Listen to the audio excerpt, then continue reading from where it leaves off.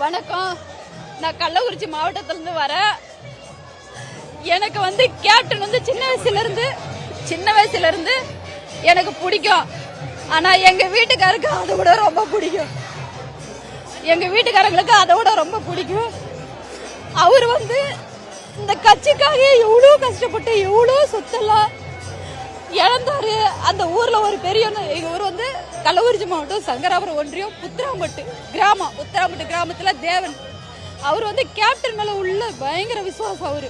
அவருக்கு 4 வண்டி இருந்துச்சு. 4 வண்டி இழந்துச்சு, போயிடுச்சு. அப்படி இருந்தும் டிரைவரா போனாரு. டிரைவரா போய் புள்ள என்னால கேப்டனை விட முடியாது, நீ தான் கட்சிக்கு போகணும் அப்படின்னு என்ன அனுப்பி வச்சாரு. எனக்கு ஒண்ணுமே தெரியாதுங்க. சமையல் வேலை விட்டா எனக்கு வேற எதுவுமே தெரியாது.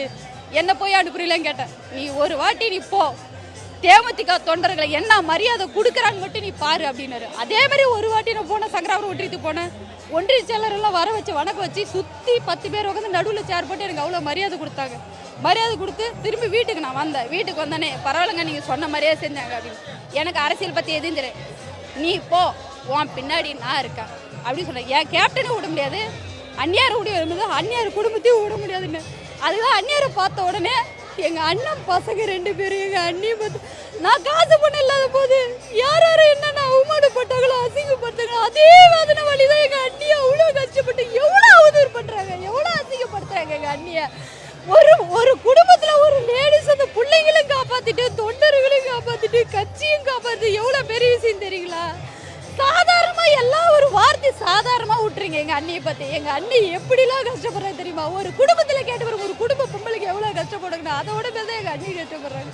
எங்க அண்ணியை பார்த்த உடனே, கேப்டனை பார்த்தோன்னே, அண்ணன் பசங்க பார்த்த உடனே எனக்கு அழுவ அதிகமா வந்துருச்சு. அதே போல எங்க வீட்டுக்காரர் கஷ்டப்பட்ட பிறகு எங்க அண்ணி கஷ்டம். அதே மாதிரி தான் குடும்பத்தை காப்பாத்தினேன். முத நான் வந்தேன், ஒரு அண்ணன் கிட்ட கேட்டேன். முத வந்தேன், அண்ணா பையன் படிப்புக்காக கொடுனா அப்படின்னு சொல்லி கேட்டேன். அந்த அண்ணன் தான் தஞ்சை செந்திகள், அந்த அண்ணன் தான் உதவி பண்ணாரு.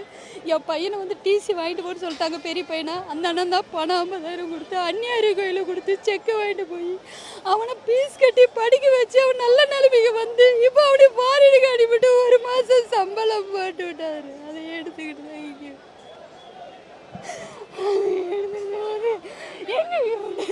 கேப்டன் நல்ல மனிதர்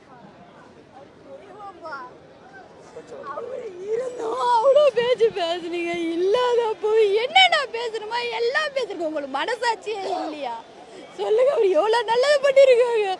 குடும்பத்தையே விட்டுட்டு போயிருக்காரு. தொண்டர்கள் நம்பி தொண்டர்களை பார்த்துக்கணும். எங்க அண்ணி நினைச்சிருந்தா, நீ இது மாதிரி பண்ணிட்டியா, நான் யார் செய்யணும்னு சொல்லிட்டு அவங்க பார்த்துட்டு போயிருந்தா இத்தனை கோடி தொண்டர்கள் வந்திருப்பாங்களா? சொல்லுங்க நீங்களே.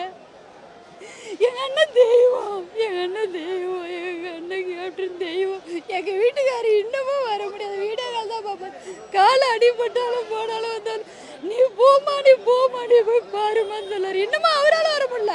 அவரு தான் கஷ்டப்படாரு, அவரு தான் உழைச்சாரு. ஆனா அவரால் செயல்படுத்த முடியல. நான் செயல்படுத்தி ஃபர்ஸ்ட் ஒன்றிய மகளிர் இருந்தப்போ மாவட்ட மகளிர் துணை செயலர் இருக்க இந்த இடத்துக்கு நான் வந்திருக்கேன்னா கேப்டன் எங்க வீட்டுக்காரன் தான் காரணம்.